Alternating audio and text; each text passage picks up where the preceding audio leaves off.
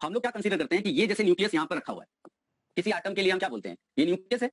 ये न्यूक्लियस है और यहाँ पर इलेक्ट्रॉन है, राइट। वी नॉर्मली से कि electron revolves around the nucleus, ऐसा बोलते हैं ना, electron revolves around the nucleus, और न्यूक्लियस को स्टेशनरी मान के चलते हैं, राइट। लेकिन असली में क्या होता है, जब आप फिजिक्स पढ़ोगे तो उसमें ये बताया जाएगा कि जब दो बॉडीज आपस में इस तरह से आप रखते हो तो उनका अपना एक सेंटर ऑफ मास होता है, राइट, एक सेंटर ऑफ मास होता है। हाँ, अगर मान लीजिए कि ये जो बॉडी है इसका मास इस बॉडी के कंपैरिजन में बहुत ज्यादा हो तो सेंटर ऑफ मास किधर लाई करने लगेगा, उसी बॉडी के ऊपर। थोड़ी बहुत बात समझ में आ रही है? हाँ, तो एक्चुअली में जो बॉडीज रिवॉल्व करती हैं वो दोनों बॉडीज रिवॉल्व करती हैं सेंटर ऑफ मास के अबाउट, से किसके अबाउट रोटेट करते हैं, सेंटर, ये सेंटर ऑफ मास है, ये पहला बॉडी है, ये दूसरा बॉडी है, तो ये जो रिवॉल्व करेगा ये इसके अबाउट रिवॉल्व कर रहा है और ये जो है वो भी इसके अबाउट रिवॉल्व कर रहा है। तो आपने जो देखा अभी उस वीडियो में वो देखो वहां 2 मोशन और 1 मोशन करके दिखाया था, समझ में आई बात?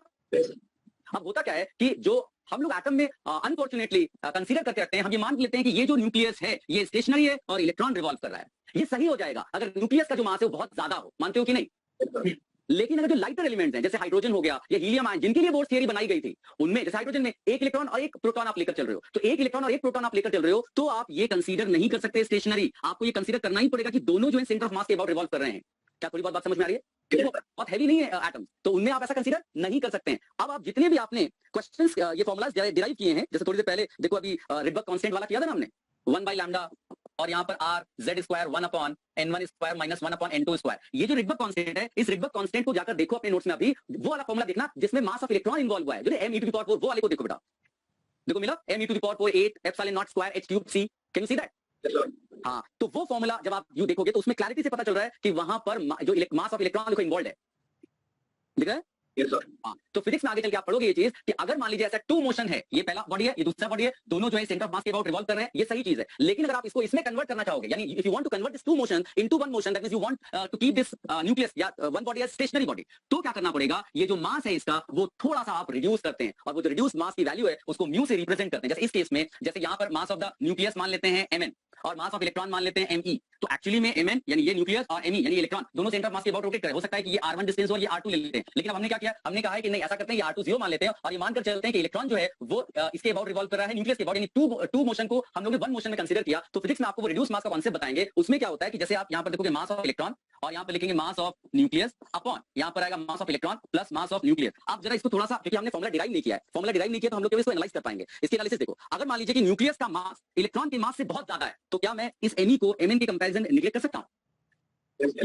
यस, तो जैसे ही तुम निगलेक्ट करोगे mn कैंसिल हो जाएगा और मास ऑफ इलेक्ट्रॉन सीधे रिड्यूस मास और ये सब बराबर हो जाएगा। इसीलिए हमने बोला था कि अगर न्यूक्लियस बहुत ज्यादा हैवी है तो कोई फर्क नहीं पड़ता, उसको 2 मोशन में रखने की जरूरत नहीं है, वो 1 मोशन जैसा ही है। लेकिन अगर न्यूक्लियस जो है उतना हैवी नहीं है तो आपको ये वाला जो डायग्राम जो हम लोग लेते हैं वो सही नहीं है, हमको ऐसा लेना चाहिए। तो फिजिक्स में ऐसा सिखाया जाएगा कि जब आप इसमें कन्वर्ट करना चाहोगे, मतलब आप चाहोगे कि इवन लाइटर के लिए हम यूज कर पाए, तो उस केस में हम जो इस बॉडी का जो मास है उसको रिड्यूस कर देते हैं और उसको हम लोग रिड्यूस मास की तरह लेते हैं और इसको म्यू से रिप्रेजेंट करें यहाँ पर, तो वो है me into mn upon me plus mn। अब ये जो r आपको दिख रहा है जहां पर मास ऑफ इलेक्ट्रॉन लिखा होगा, उस मास ऑफ इलेक्ट्रॉन के बदले बस म्यू लिख देना है, आपका फॉर्मूला परफेक्ट हो जाएगा। क्या थोड़ी बहुत बात समझ में आ रही है क्या? ठीक है, अब इसमें देखो इसकी जरूरत तुम्हें कहां पर पड़ेगी, इसकी जरूरत पड़ेगी बेटा तुम्हारे को जब तुम 1h1 1h2 और 1h3 1h1 1h2 और 1h3 hydrogen deuterium and tritium, ये आइसोटोप्स हैं, है मैं करेक्ट? हाँ, अब ये 3 आइसोटोप्स हैं। अगर मैं तीनों केसेस में अगर मैं n2 से n1 के बीच में इलेक्ट्रॉन को डी एक्साइट कराता तो आप hc बाय लैम्डा से या लैम्डा निकाल लेते, फॉर्मूला लगा देते 1 by lambda square r z square. अच्छा, r की वैल्यू अगर आप ये ना देखें तो r की वैल्यू इन तीनों के लिए सेम होगी क्योंकि वो तो न्यूक्लियस पे डिपेंडेंट ही नहीं है। फॉर्मूला चेक कर लो, उसमें मास ऑफ इलेक्ट्रॉन है लेकिन मास ऑफ न्यूक्लियस नहीं है। तो यानी तीनों आइसोटोप्स के लिए जो डी एक्साइटेशन का वेवलेंथ होगा सेकंड ऑर्बिट से फर्स्ट ऑर्बिट वो सेम होगा, है मैं करेक्ट? देखिए ये पूरे डिस्कशन का केवल एक ही ऑब्जेक्टिव है कि जैसे ही आप आइसोटोप्स में डील करोगे हाइड्रोजन के आइसोटोप्स में, तो सेम ट्रांजिशन के लिए वेवलेंथ अलग अलग निकलेगी। अगर आप पुराना फॉर्मूला यूज करते 1 by lambda is equal to जो 1097 वाला है into 10 to the power 7 1 upon n1 square minus 1 upon n2 square, इस फॉर्मूले में तो केवल n1 n2 ही रखना है और तो कोई लेना देना नहीं है। इसलिए ये तीनों आइसोटोप्स के लिए जो वेवलेंथ एमिट होगी n2 से n1 में वो सेम निकलेगी। बट जो एक्सपेरिमेंटल डेटा है वो कहता है नहीं, ये वेवलेंथ अलग अलग होती है। अब वो वेवलेंथ अलग अलग तभी आप बता पाओगे जब आपको रिड्यूस मास का कॉन्सेप्ट पता होगा। रिड्यूस मास का कॉन्सेप्ट कहां पर पिक्चर में आता है, जब मान लीजिए 2 बॉडीज हैं जो है अपने सेंटर ऑफ मास के अबाउट रिवॉल्व कर रही हैं और जो मास डिफरेंस है वो बहुत ज्यादा नहीं है। उस केस में हम लोग क्या करते हैं कि एक बॉडी जो हेवियर बॉडी है उसको स्टेशनरी मान लेते हैं और दूसरे बॉडी का मास रिड्यूस मास के फॉर्म में लिख देते हैं और फिर 2 मोशन सिस्टम को 1 मोशन सिस्टम में कन्वर्ट कर लेते हैं। तो जहां पर भी हमको इस मास की जरूरत पड़ेगी, मास ऑफ वन बॉडी जो यहाँ पर इलेक्ट्रॉन है, वो हम वहां पर मास ऑफ इलेक्ट्रॉन me रखने के बजाय, मास ऑफ इलेक्ट्रॉन रखने के बजाय म्यू रखना शुरू कर देंगे। तो जैसे आपके पास जो आपने फॉर्मूला पहले लिखा होगा, तो पहले आपने ये फॉर्मूला लिखा था, r की वैल्यू लिखी, अब इसमें केवल आपको चेंज इतना करना है कि जो m लिखा हुआ है इसके बदले म्यू लिख देना है। ये लिखते ही आप बता पाओगे कि भाई r जो है अब 1h1 1h2 1h3 के लिए अलग अलग होगा बिकॉज रिड्यूस मास में मास ऑफ द न्यूक्लियस भी आता है। Is this point clear?